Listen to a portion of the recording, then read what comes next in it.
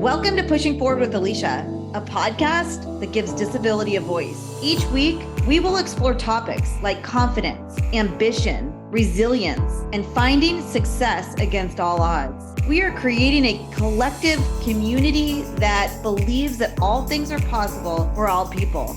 Open hearts, clear paths, let's go. Welcome back to Pushing Forward with Alicia. This is Alicia, and we are so excited to be advancing the conversation in disability inclusion. We have the most amazing guest today. Her name is Dani Izzie. She is a digital marketing professional uniquely positioned in the ever-growing disability consumer marketplace. I love that. So needed.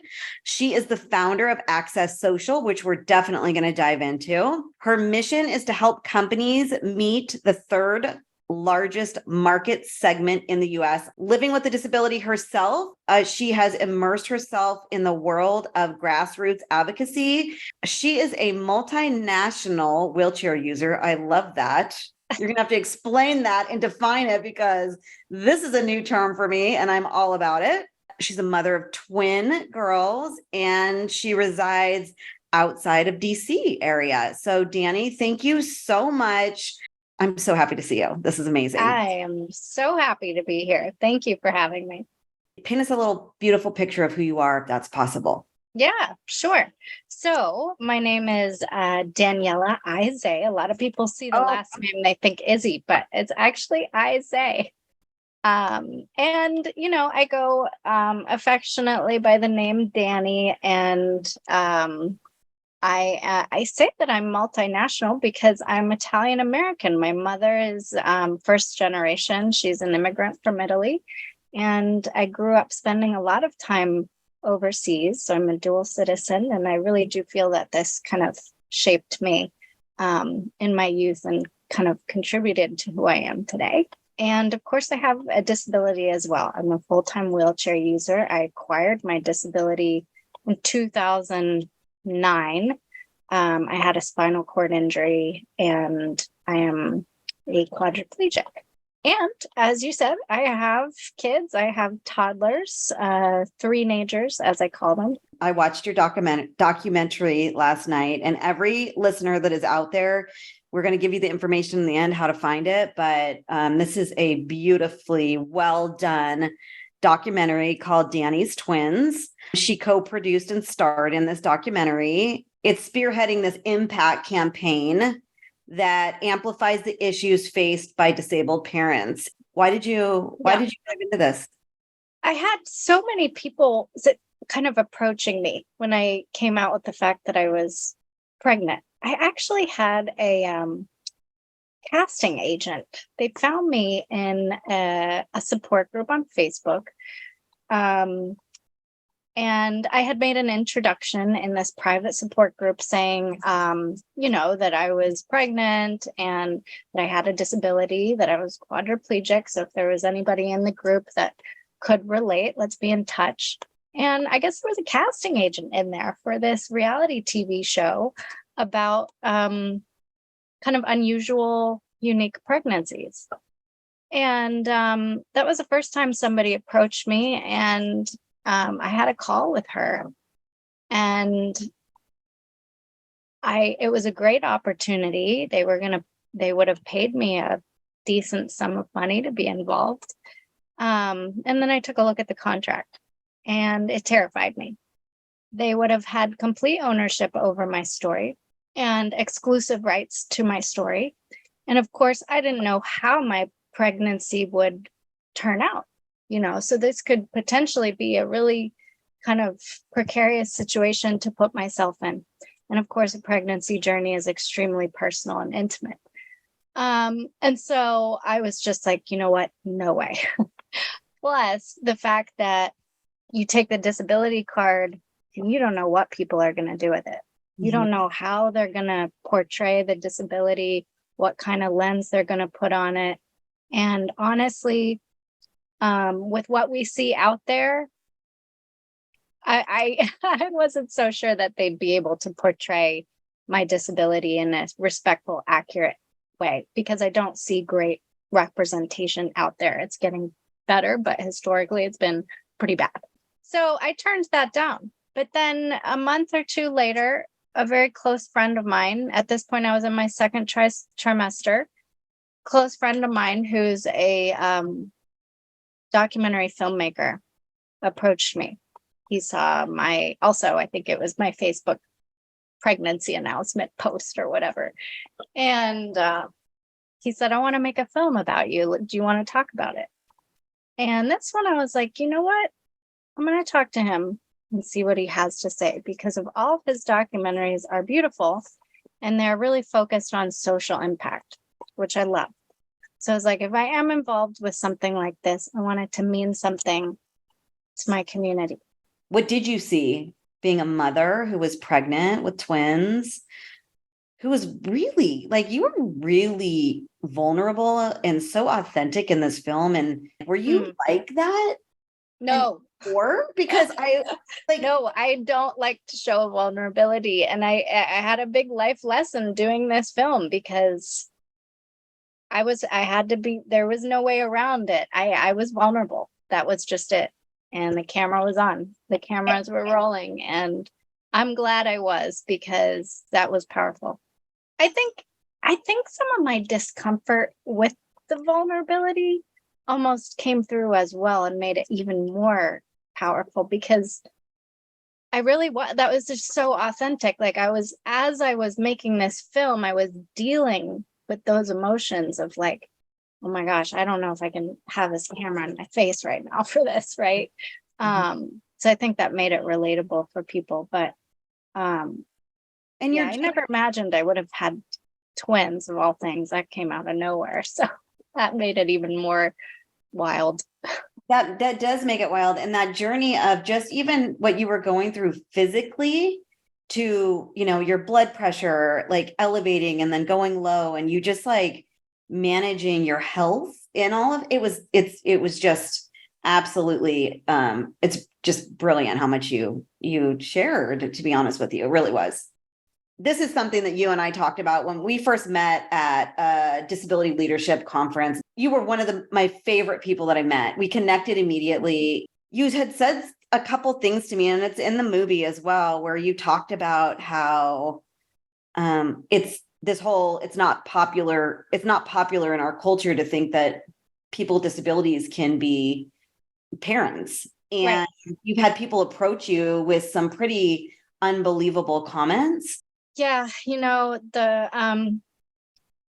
I think there's some pretty deep-seated ableism, which you talk a lot about, Alicia. So maybe you can I don't know if you want to give a definition of that, but there's some deep-seated ableism that people harbor, especially when it comes around disabled parents. I really do think that a lot of individuals, whether they want to admit it or not, have a knee-jerk reaction where they see our children and they feel sorry for them, because they think what they're seeing is a parent who is not competent and who cannot give the child what they think they could give the child, right?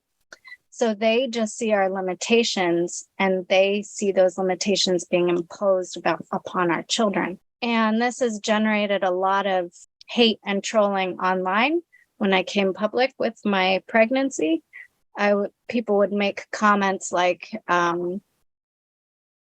it's so selfish of this woman to become a mother. How can she be a mother when she can't even take care of herself?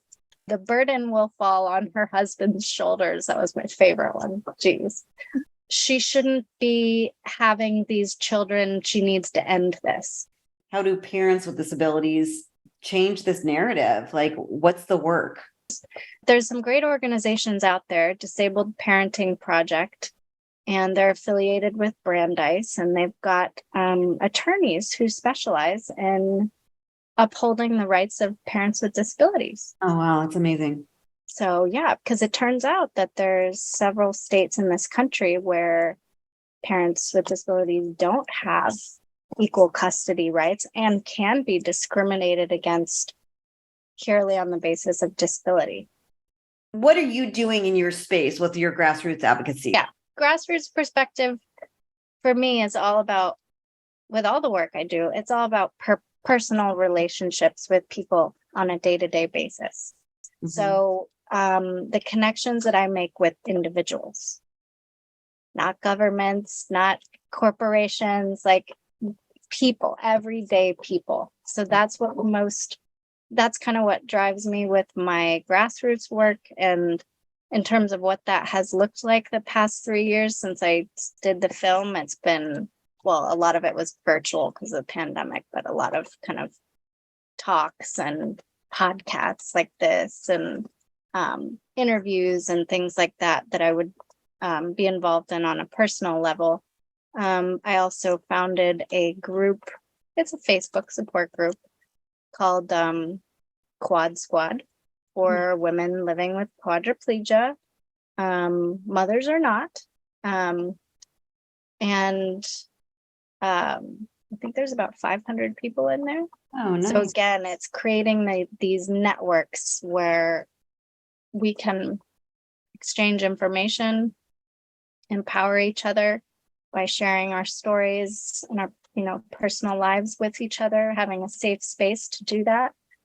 And then in terms of my local work with the community, I'm not doing anything specific to parenting right now, but what I do is in the numerous places where I've lived, I've always gone and found sort of the city council and see if they have commission on disability, right? And sometimes they'll call it different things, but usually it's something like that. And I get involved with them and just get to know the people in the area, get to know the other advocates who are doing things for the local community and just get involved. That's what I enjoy doing. You're listening to Pushing Forward with Alicia, and we will be right back. Thanks for listening today. If you have an episode idea, know someone I should interview, or have a story that needs to be told, reach out to me at aliciaanderson.com. That's ALYCIA Anderson with an O.com. Click on podcasts.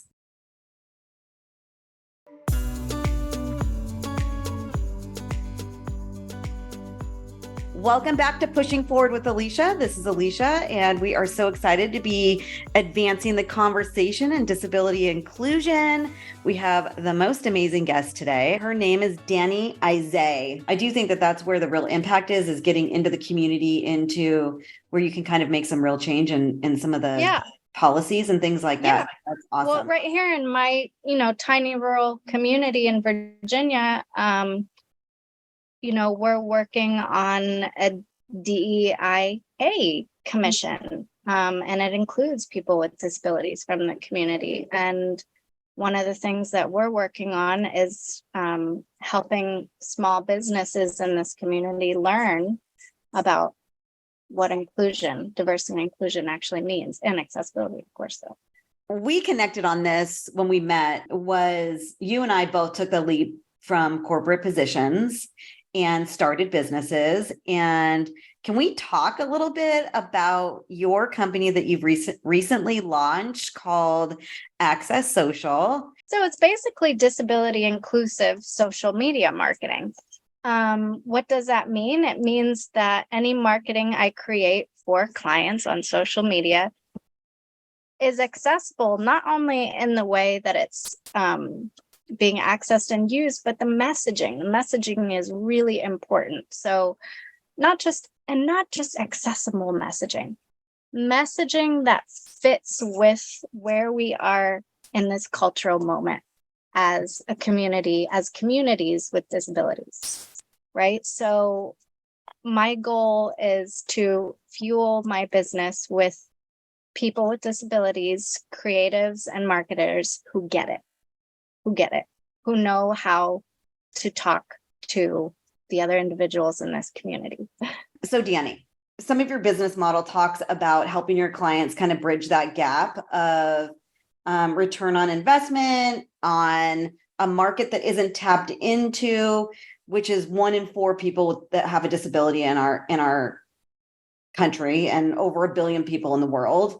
So this exposure, this inclusivity in marketing helps bridge that gap. Yes, exactly. So this market represents $490 billion in total disposable income. Okay. I think it's Nielsen Foundation. Wow. But you might want to fact check that. I don't have it in front of me, but it's not just about the money, right? It's not just about making a business deal and making more sales, but it's also the fact that people with disabilities, we want to be catered to. We want to be seen. There's things that we need to buy too, whether it's something that is meant to help us with our disabilities, like a new wheelchair, or other assistive device, or maybe it's just clothing, right? Yeah, and it's just clothing that we want, that we think will work for our unique body types or shapes, or we also want to see ourselves represented in ads and marketing. Yeah.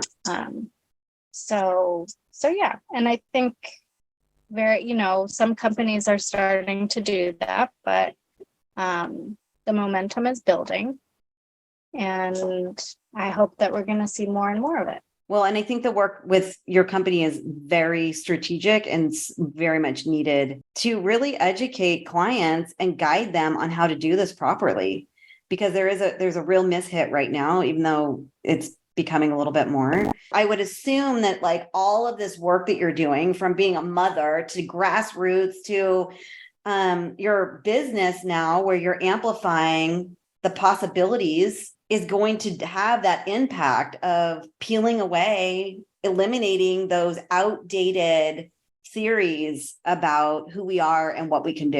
Yeah, I think an element of it is kind of mainstreaming disability, right? Yeah. And I know I've used the word normalizing, which I know is kind of a problematic term, because there is no normal. What's normal, but it's really just about putting ourselves out there and being accepted as we are.